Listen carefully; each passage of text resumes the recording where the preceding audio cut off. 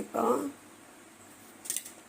காணும் கொள்ளும் பார்லி பாசிப்பயிர் போட்டு தோசைக்கு நான் ஊற வச்சுருக்கேன். அதுக்கு போடுறதுக்கு எனக்கு காரம் தேவையான காரம் தகுந்தாப்புல நல்ல ஒரு பெரிய இந்த மிளகா நல்ல காரம் இருக்கும். ஒரு மிளகா 4 மிளகு, பெருங்காயம், தேவையான உப்பு, இது 1 ஸ்பூன் பெருஞ்சீரகத்தை இதோட போட்டு அரைக்கக்கூடாது. இதை மிளகாயை மற்றது எல்லாத்தையும் சேர்த்து போட்டு மிக்சியில் போட்டு இப்போது அரைச்சிட்டு காமிக்கிறேன் உங்களுக்கு. இப்போ மிக்சியில் எல்லாத்தையும் போட்டாச்சு. எல்லாத்தையும் சேர்த்து இப்போ அரைச்சின்னு வந்துட்டு பார்ப்போம். இப்போது மிக்சியில் அரைச்சின்னு வந்தாச்சு. பாருங்க, மாவை இதை ஒரு பாத்திரத்தில் மாற்றிட்டு பெருஞ்சீரகத்தை லேசாக தட்டி இதில் போட்டுக்கணும். அப்புறம் ஒரு பெரிய வெங்காயம் எடுத்து நல்லா பொடியாக கட் பண்ணிவிட்டு கொஞ்சம் கருவேப்பிலையும் சேர்த்து இந்த மாவில் கலந்து அப்படியே நல்லா தோசை வாக்க வேண்டியதுதான். இந்த மாவை வச்சதெல்லாம் வாக்கக்கூடாது. உடனே எடுத்து உடனே அரைச்சி உடனே பண்ணுறது. வச்சு பார்த்தோம்னா அது நுரைச்சிண்டு தோசை வரவே வராது.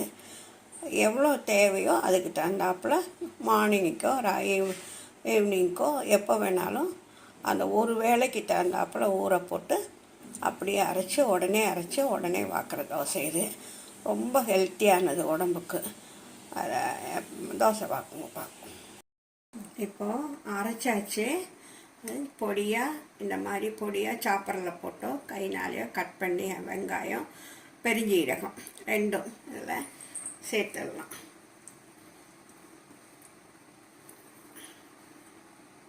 அதில் சேர்த்துட்டு நல்லா மிக்ஸ் பண்ணிவிட்டு தோசை வாக்கலாம். அப்புறம் பணியாரம் போடலாம்.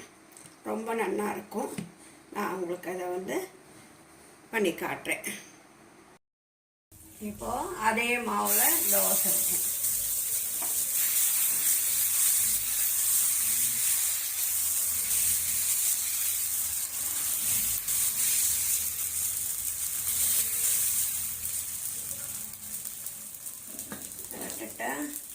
நடுவில் பேத்து கட்டிக்கணும்.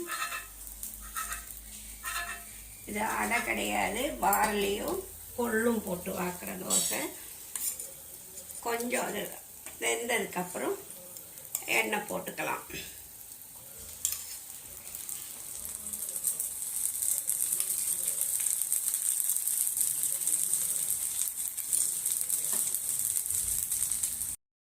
பணியாரம் விடலாம்.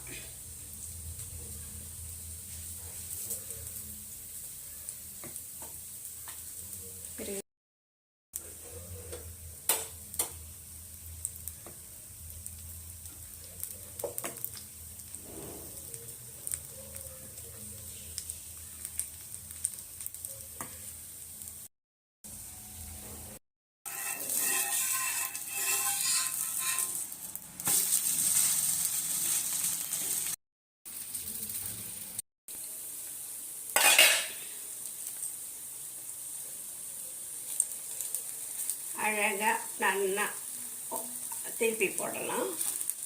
இதே வடை பண்ணுற மாதிரி தான். இதுவும் நல்லா இருக்கும். விருப்பம் உள்ளவா கொஞ்சம் பச்சை மிளகா பொடியாக கட் பண்ணி அதோட சேர்த்துட்டேன்னா நல்லா இருக்கும். இதில் ஆல்ரெடி வெங்காயம் போட்டிருக்கு. இதில் பச்சை மிளகாயும் கொஞ்சம் கட் பண்ணி போட்டுட்டேன்னா ரொம்ப அருமையாக இருக்கும் சாப்பிட்றதுக்கு.